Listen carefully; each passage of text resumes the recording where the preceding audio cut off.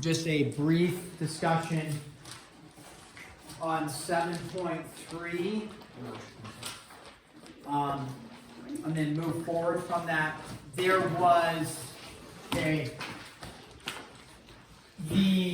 so this is 7.3, just a brief discussion.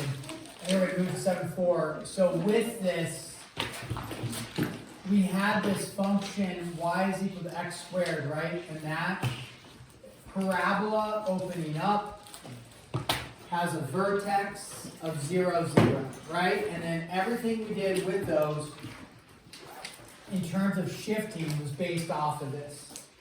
And we were practicing problems yesterday, and we were stating if you had, we put some problems up there, x, plus 3 quantity squared minus 5, let's say.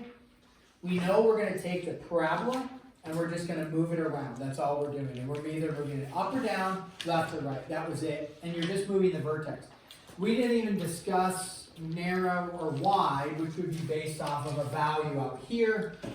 And I don't know if you actually had any of those with a value out here, did we? Where it was like 1/3 of this or anything? I don't think we did. All that would do is make it wide or make it narrow, which we did discuss when we talked about absolute value graphs. But so all we're doing is saying, hey, are we moving it up, moving it down, left or right? So we look at this, and this was stemming from our equation y minus k is equal to x minus h quantity squared, the vertex form. This is called vertex form because it's when it's in this format, we know it's giving us the vertex and telling us where our vertex is. So when we look at this, we would say, does the 3 move it left or right, up or down? So is the 3 a horizontal movement or a vertical movement? 3 would be horizontal movement because it's attached to my x. So then we say, okay, horizontally, which way is it moving it? To the right or to the left? It moves it to the left because you plugged in a x minus a negative 3. Even if you don't understand that, you just memorize, when I see this, I do this, right? And so we say, okay, it moves it to the left 3. So now I'm here, now am I going up or down? And you look over here and you say, going down 5. You go down 5 and then you draw the graph like this. You don't have to worry about perfection of narrow or wide, just do the general look. If you do something egregious like this, then I would probably mark you wrong. If you do something egregious like this, I would probably mark you wrong. Just do a general parabola. Look at them, practice them. You see, like, okay, just the general look of a parabola. Also, is a parabola a V-shaped line going out? No. So make sure it's got a little curve to it. Don't use a ruler and make a straight line. That would be an absolute value graph. Does not work. The other graph, which we didn't discuss today, but maybe was discussed, is the x cubed graph, right? Did you guys discuss this graph? I don't. But it's in the, was it in the homework? Yeah. I think so. Should have been. The x cubed graph looks like this. So it's almost going to be a parabola. And you're like, oh, it's going to come down? No. It goes up like this. Where it changes from like going right to there and then going up, right? Where it changes. This, anybody know what this point is called? Origin? Not the origin. I mean, this is the origin at 0, 0, right? Point of inflection, yeah. And it's the point where in calculus, this is like, actually we talk about this a lot in calculus. It's simply where our graph, you don't have to memorize this part, where our graph is going from concave down shaping like that to concave up shaping, meaning this is forming like a mountaintop, right? It's about to crest over, so it's concave down, and then this is concave up. And the spot where it changes is called the point of inflection. We are not going to tack on, I just got to double check and make sure I'm not like assigning or talking about something that we don't even see at all. We are not going to see an equation like this for right now, like x cubed plus 2x squared minus 4. That would mess up easily looking at our point of inflection because we took an x cubed, but we also added on the x squared to it. We're not going to see a cubic equation like that. What you're going to see is y is equal to x cubed minus 2. And then the question is no longer where does the vertex go, you're asking where does my point of inflection go? Same rules apply.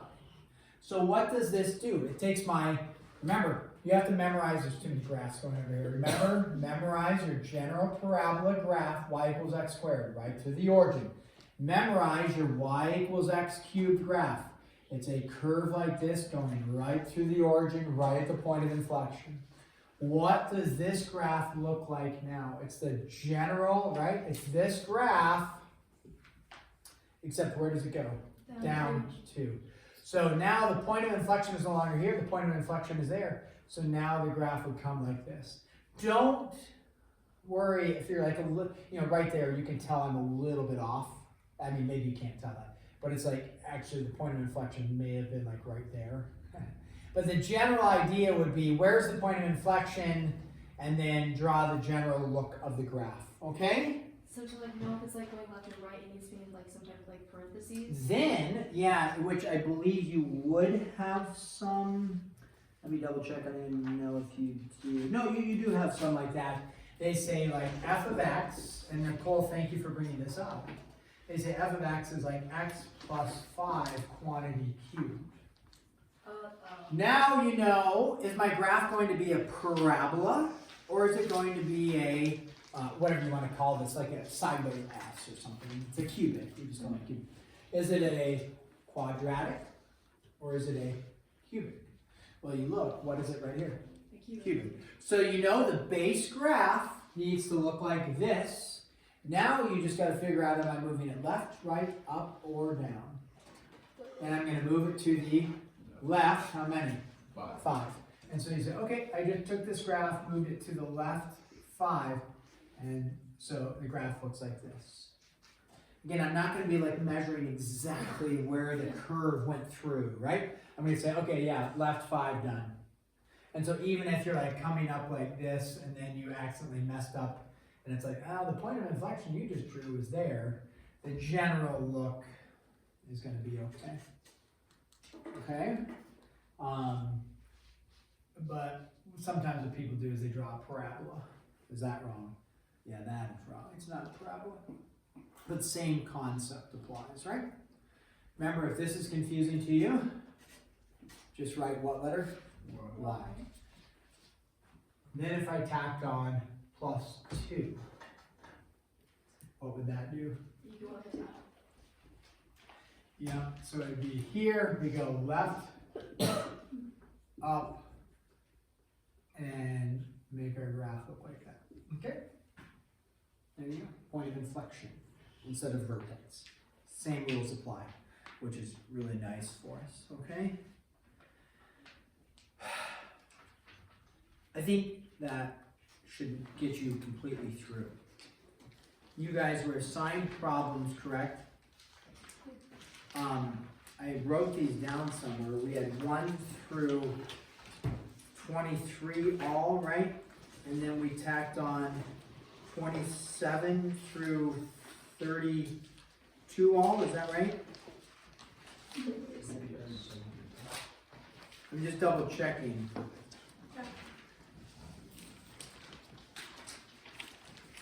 I'd also like to tack on 33 and 35. So if you're all done with this, great. Just take a look at 33 and 35.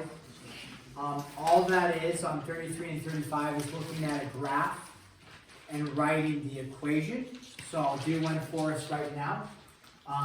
And so all we would do is for this, if I said, this, here we go. So if I said, here is your graph, write the equation. We go back over, we say, okay, I know it's a squared or a cubic. Which one is it? A square. It's going to be a squared because it's a parabola. We know the original vertex should have been at 0, 0. So then you ask, did I go up or down at all? The answer is no. I just moved to the right, how many? 3. So when you go to write the equation, it's going to attach to the x, right, because it's a horizontal shift, And the error is we say x plus 3, right? Because you're moving it to the right 3, so you're thinking x plus 3. But the formula is x minus whatever the movement is. So x minus, and then what was the movement? Right 3, so x minus a positive 3. And then that would be your equation. That's how you're doing it on those two. Okay? So you can take a look at those ones. Not too difficult on that. All right, we need to move forward into exponential functions. 7.4. Exponential functions, we know general idea is functions are the same thing as what? Really, we just talked about it. If you're uncomfortable with f of x, what could you turn that into? Y. That's the general idea. Not all equations are functions, because we did talk about with functions, right, is that every x matches to one y, right? But a y can have multiple x's. But you can't, yeah, didn't we do the vertical line test in here with graphs? Didn't we do that? We had a graph, does this pass the vertical line test? Yeah. Did we do that in here? Yeah, we did, right, back in the function. And then, so then we look at a graph like this, does that pass the vertical line test? No. So even though this is an equation, check, function, no, not a function. Here, this would be an equation, check, function, yes. So, when I say functions and equations are the same, they really are, but there are some times where the equation isn't actually a function. So when we see exponential functions, just people like, in terms of understanding, they hear the word function and they like blank. They're like, what? That's why it's like, hey, it's essentially like an equation. However, there's some equations that aren't actually functions. So when you hear exponential functions, you can say, hey, what's an exponential equation? So 7.4 is exponential functions. And the basic idea of an exponential function is not that you have exponents. A lot of people confuse that. They say, oh, f of x is equal to x squared. That's an exponential function because it has an exponent. It would make absolute sense that you would say that, but you're absolutely wrong. This is called a power function because it's x to a power. X squared, x cubed, x to the fourth, x to the fifth, x to the 10th. These are power functions. We're not dealing with power functions when we talk about exponential functions. So not an expo function, this would be called like a power function. Okay. If you want an exponential function, the variable must be in the exponent. Now we've got an exponential function where the variable is in the exponent. Okay? So this would be an expo function. Again, a good note taker would fill that in if you get a little confused later on. You would fill in, what did I just state that I'm not going to write? Yeah, something about the exponent. What about the exponent? What defines an exponential function? Yeah, the exponent is a variable, you bet. So you might look at this and be like, okay, this is an exponential function. Well, why? That's because the variable is an exponent, okay? So with exponential functions, let's go ahead and do some, like just a graphing of one. The general equation is this, y equals, or f of x equals, it doesn't matter, a b to the x. So really what you could have is not just 3 to the x, you could have, like an example, would be y is equal to, let's say, 4 times 1/2 to the x. And in that case, the 1/2 is only to the x, not the 4. So that's why they have the a, b to the x, because you could have a value out here that's not to the exponent. It's just being multiplied by it. Okay? So let's go ahead and graph. Okay? We will graph, let's pick a basic one, fairly basic. And you look at this, you're like, I don't know, how do I graph it? What's the most basic way to graph? A X, Y, T chart. XY T chart, right? And so we're going to graph it using an XY T chart. So we go like this. Okay. Now in general, should you only pick positive values? No, we want to pick and see what's happening in the negative realm. Okay, so we don't need to pick like 30 different values, but let's do a little extensive research here. Let's plug in a -3, a -2, a -1. Should we try 0? Absolutely. Plug in and then 1, 2, and 3, and we'll get a very good idea what's going on. All right, this is going to test your knowledge of negative exponents, right? So 2 to the, let's start with the -3. What is 2 to the -3? Common. So let's go like this. Y is equal to 2 to the -3. Couple common errors. -8, -6. You know, those are common errors. Wrong. The negative on the exponent has nothing to do with the sign of the base. So if the base is positive, is the base positive? Yeah, the negative only does a reciprocal, which I heard people saying this correctly. It's 1 over 2 to the third, which is 1/8. We're not actually, when we go to sketch this, we're not too worried what the decimal is. It's 0.125. That's okay. We'll just get at, it'll be 1/8. We just know it's less than 1. So 2 to the -2 is not -4. It's 1 over 2 squared, so it's 1/4. 2 to the -1 is not -2, it is 1 over 2, so it would be 1/2. Anything, did you cover this on 7.1? Anything to the 0 power is 1. Nice, you guys covered that, excellent. If you haven't, I just told you. Anything to the 0 power. I know it might be confusing, don't worry about it. Just accept it as truth. Anything to the 0 power. It's not 0, it is 1, very important. 2 to the 1 is 2, 4, 8. We can stop there. That's going to give us plenty to look at. So we go ahead, we draw an XY plane. We can go, 1, 2, 3, 4, 5, 6, 7, 8. 1, 2, 3, 1, 2, 3. Okay. So we start with -3. When you plug in a -3, you get out a 1/8. This is just a sketch, right? So we don't have to exactly 1/8. We just know we're not up here, we're not down here, we're not on the line, we're somewhere there, right?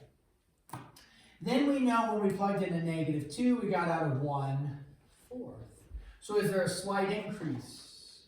Yep, slight increase. I'll put a little dot there. Then when you plugged in a -1, you got out a 1/2. Now I know it might be kind of hard to see the exact, because 1/8, 1/4, 1/2. But we're going to get the general idea. Plug in 0, you get out 1. Now it's a little easier to graph. Plug in 1, you get out 2. What do we see is happening now? Plug in 2, you get, it's curving, right? So some people try initially just to connect the dots like a line, but then hopefully you would recognize, like, wait a second, this thing is exponentially growing. Have you ever heard that phrase, like in science especially, like the bacteria is growing exponentially? Did you ever talk about that in science maybe? Something's growing exponentially? Okay, it's kind of like sickness, One person comes to school and they're sick. That's one person, right? But then what does that one person do? They make like 2 other people sick, right? And then those 2 people make,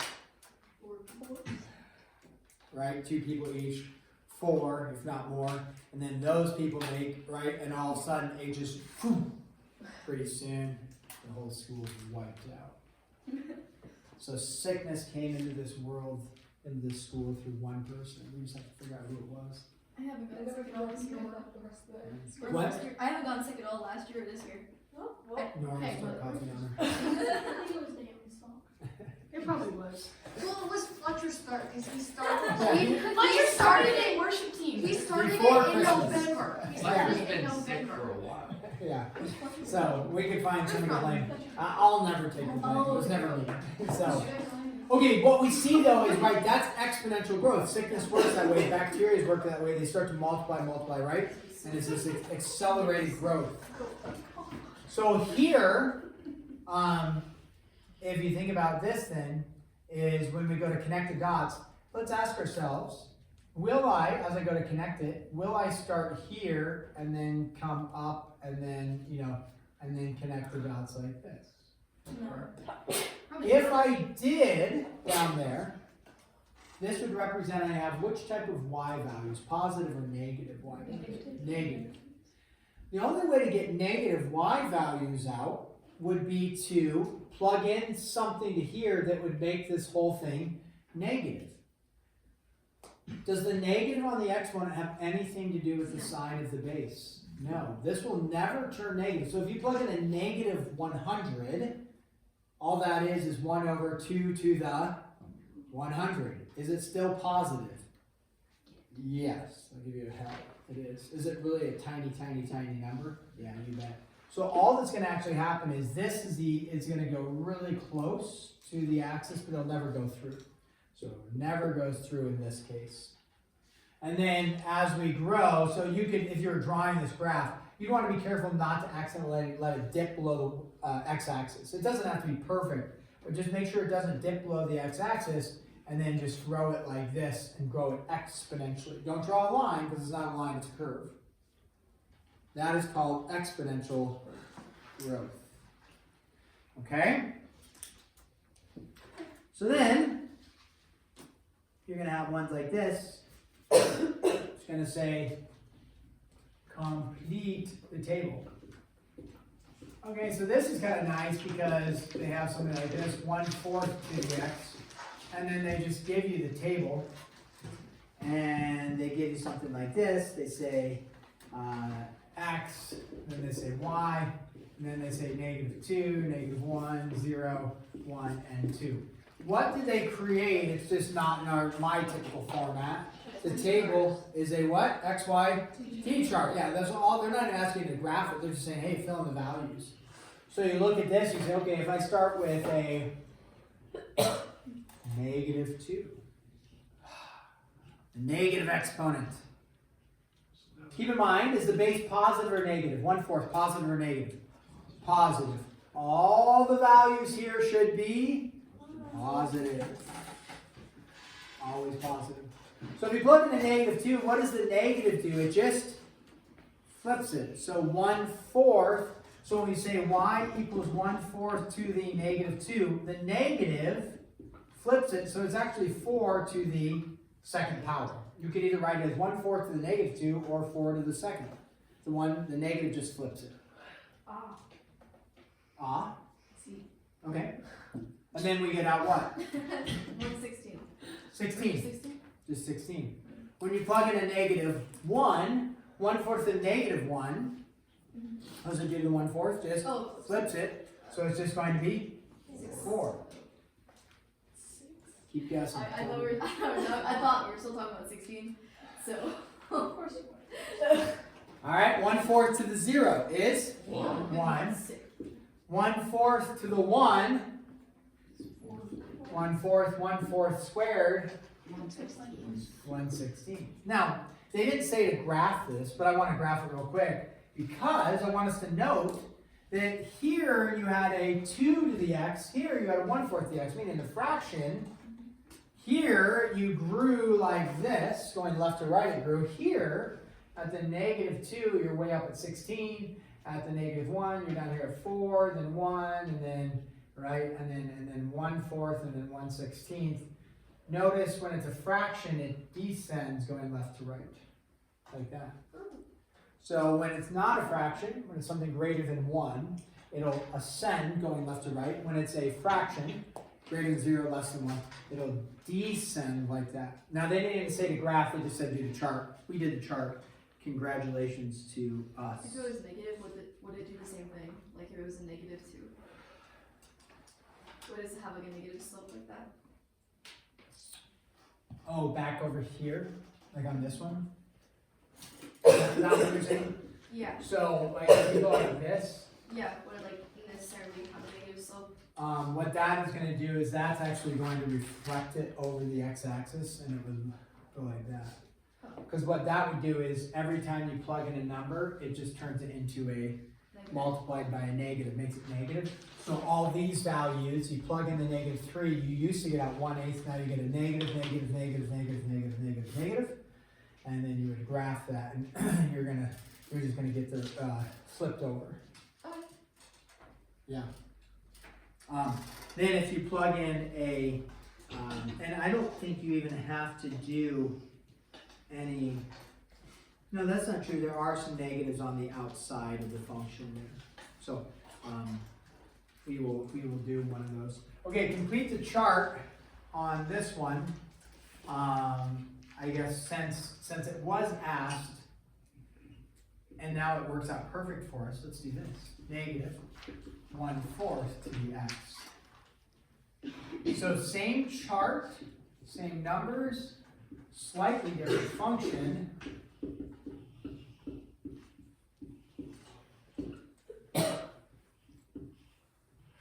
Whew. Hey, thanks. Okay. So everything's the same except there's one tiny switch in the collapse, and you have a problem like this. You have a 1/4 to the x you do, and then you have a negative 1/4 to the x.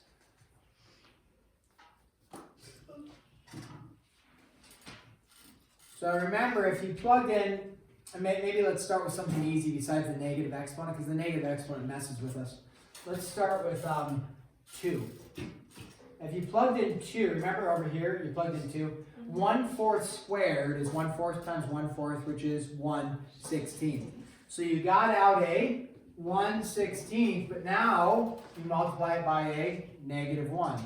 So it's just going to be a negative 1/16. Here you plugged in 1/4 to the 1, you just got out 1/4, but then you multiplied it by a negative, so you get out a negative 1/4. 1/4 to the 0 is 1, but you multiplied it by a negative, and so you just got out a -1. So all it does is just changes our numbers to negative. So if you already did 1/4 to the x, and then you have a negative 1/4 to the x, easy peasy, right? Like, oh, done, got it. We don't have to graph that one, but you could. Okay, let's do this one, another chart. Y is equal to, let's go 3 times 3/2 to the x. Okay, and then let's go with I'll do the same thing, just the -2's on, so -2, -1, 0, 1, and 2. There's not like, it's not like anything's more complicated. It is more complicated because you got a fraction here, and then you got to multiply by the 3. We're not doing anything unique. We're just plugging in for x, getting out a value, and then putting it in here. The challenge is working with fractions and negative exponents and multiplying by 3. So we can do some of these together here. Let's start with the -2, or let's go. So let's go with -2 is fine. Let's work through it. So I think some people possibly are a little confused with the negative exponent still. It's one of those things that you just memorize it. Even if the understanding isn't quite there, you just memorize. So when we look at this though, let's consider this. Is 3 positive or negative? 3 is positive. There's no negative here. This is 3 times, right? And then the 3/2 here is positive or negative? Positive. So in the end, no matter what, you have a +3 and a +3/2. Every answer will be positive, because you're going to have a positive times a positive. Has nothing to do with the exponent being negative. It'll always be positive. All the negative does is it takes whatever's on the inside and flips it. So you're really not looking at 3/2, you're really looking at 2/3, and then you're squaring the 2/3. So really what you're looking at is 3 times 2/3 squared, because once I apply the negative, it flips it. So I've applied the negative, now I flipped it. And then what's 2/3 squared? 2/3 squared is 4 9ths. And then you could reduce the 3 and the 9, right? So you get y is equal to 4 thirds. And so then you would get out of 4 thirds like that. Don't turn it into 1.3. Just leave it as 4 thirds. If you do 1 and a third, that's fine. It's not wrong. The book won't. We'll just leave it as 4 thirds. But don't do 1.3. Just leave it as 4 thirds. Questions there? I mean, we'll do another one here with the negative exponent. So, and then see how we do. Okay, 3 times 3 halves to the negative 1. You would go ahead, simplify that one.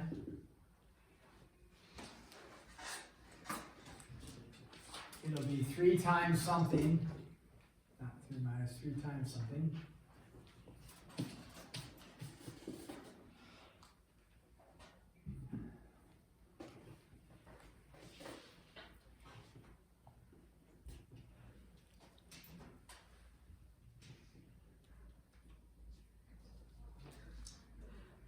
Okay, 3 over 2 to the negative 1. What does the negative do? Just flips it. So it's 2 thirds to the first power, right? But anything to the first power stays the same. And so this is really just, I'll rewrite it just so we can see it, times 2 thirds. 3's cancel. What are you left with? 2. Nice. Good job. Okay, then, I don't know why I have this up here. Next thing is 0, right? So it's y equals 3 times 3 halves to the 0. Anything to the 0 power is not 0, it is 1. So then what do you get? Y is equal to 3 times 1. So what is y equal to? 3. Then you have y equals 3 times 3 over 2 to the first power. What's 3 over 2 to the first power? Just 3 over 2. Don't turn it into 1.5. Just leave it as 3 over 2. 3 over 2 times 3 is 9 halves. Right? 3 times 3 is 9. So, and the next one would be 3 times 3 over 2 to the second power. So y is equal to 3 times 9 over 4, which is y is equal to 27 over 4. And just leave it as 27 over 4. Okay. Now, okay, here's a good one.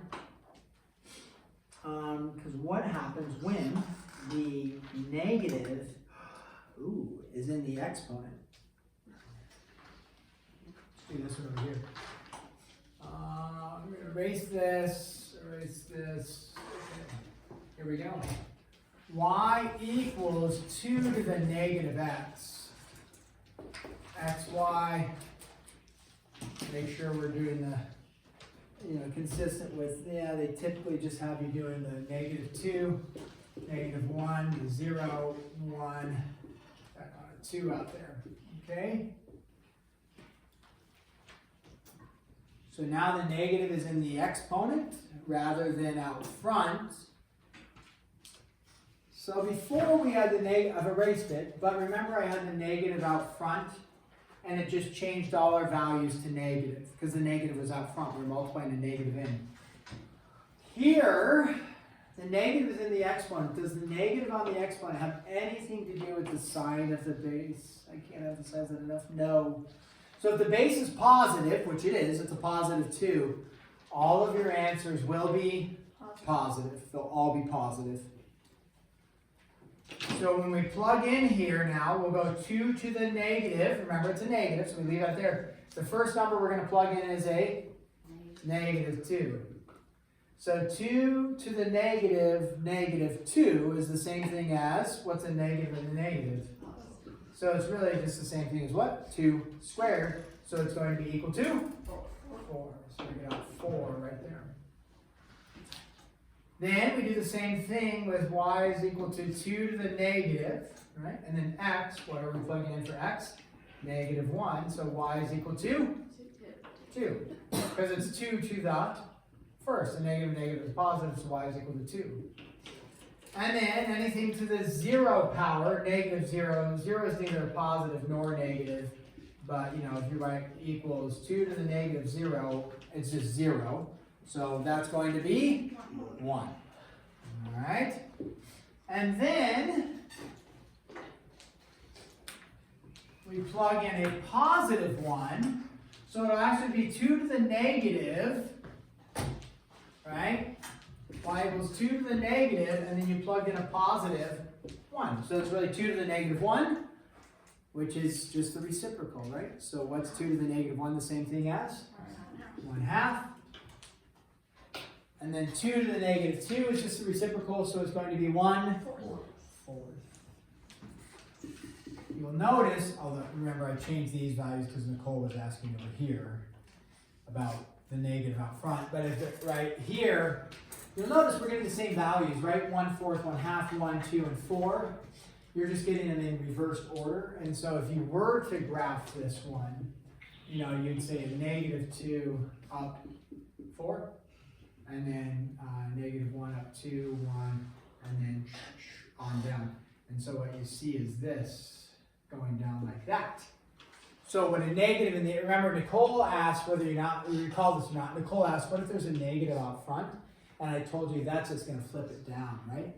And then if there's a negative in the exponent, you can see what it actually does is it flips it over the y-axis. If you can kind of capture that and make a mental note of that, store it somewhere in the recesses of your brain, it can help down the road. We're not necessarily really focusing on that right now, though. Okay? Got to do a couple more. You guys are doing good.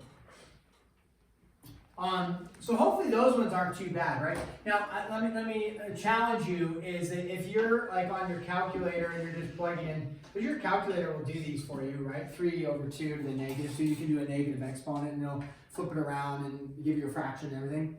Will you have a calculator on the test? No. So you may speed through your homework, but then not understand what it's doing. Then you get to your test, your mid-chapter assessment, you're like, I can't remember what.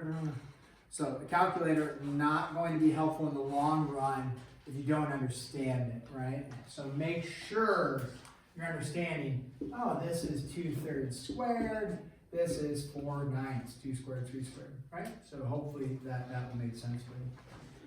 Make sure, you know, really emphasize that. All right, we want to write an exponential equation. Write an expo equation, okay? Now, I'm not going to write out all the directions. You have some of these to do, but it states for you modeling consecutive enlargements or reductions by the given percentage, then finding a single setting that would accomplish the same results as the given number of consecutive enlargements or reductions, rounded the nearest whole percent. So, a lot of information there. So, all they want you to do on these ones is, and these ones would actually require some amount of work on a calculator, but initially I'm just going to show you what they want. So, whoops. And then, so they're going to give you something like this. And then they have this value here, call it 2, let's say. All they want you to do, so this one would require a calculator, which I wouldn't put the full thing on the test. I may just say, write the exponential equation. All they're saying is, for the first part, so forget the 2 for a second, there's this whole instruction, write the exponential equation for an enlargement. So what it's stating is something's growing at 130%. All that means for an exponential equation is, take 130%, turn it into a decimal. What's 130% in decimal form?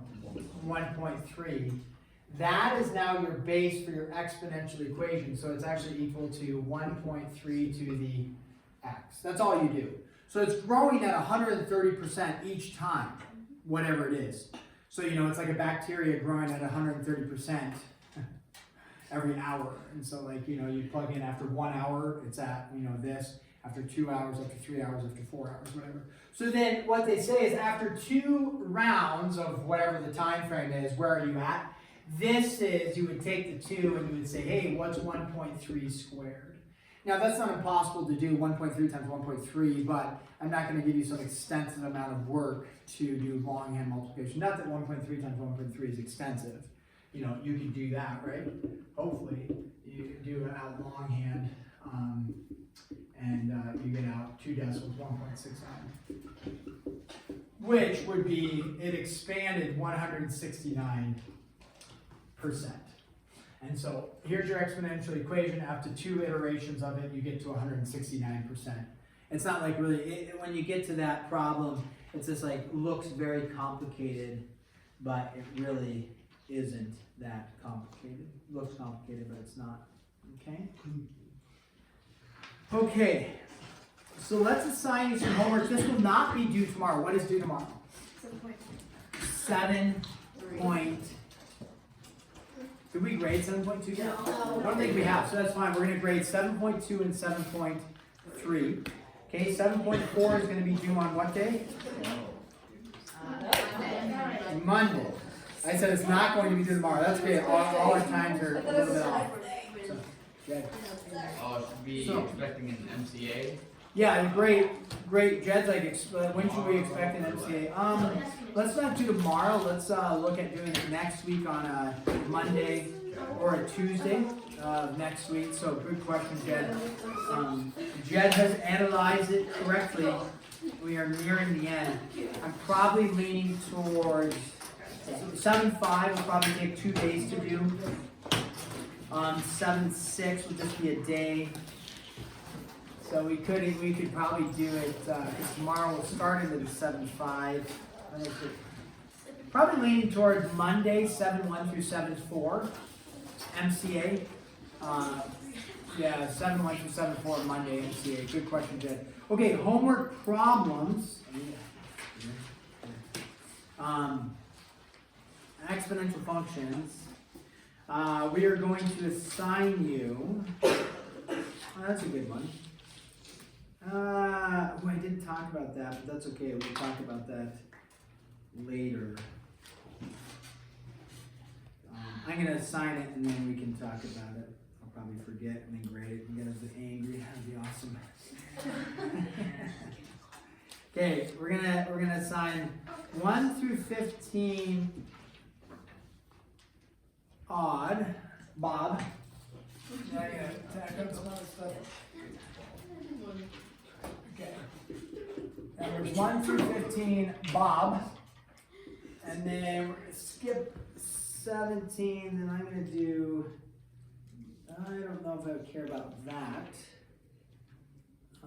Let's go 19 through 27, Bob. And then we're gonna go numbers 33, 35. Forgive the, nothing to forgive, this is just what it is. We're gonna say the hodgepodge of stuff. And then we will tack on a couple events. 8. Always friendly. 14. 24. I think that's probably pretty good there. It's pretty good. Yeah. And then I know about me about extra credit. Yes. 50 and 52 are, those are some cumulative review ones. Fairly straightforward. Alright. Okay, again, can you use your calculator? You're at home when you're doing these tables, you're just punching in, enter. Sure. Make sure you know how to do it longhand. And when your grade is tanking, you're heading through the mountain of failure, which hopefully nobody's there. One thing to ask is, am I practicing this in a way that I can do it on my own when the time arises? And if the answer is no, then eliminate the calculator and do the longhand work. Tracking? Yeah. Okay. So, there you go. When is this going to be due? Monday. When is the MCA? Monday. 7.1 through 7.4. We'll start 7.5, but we won't have that on the MCA.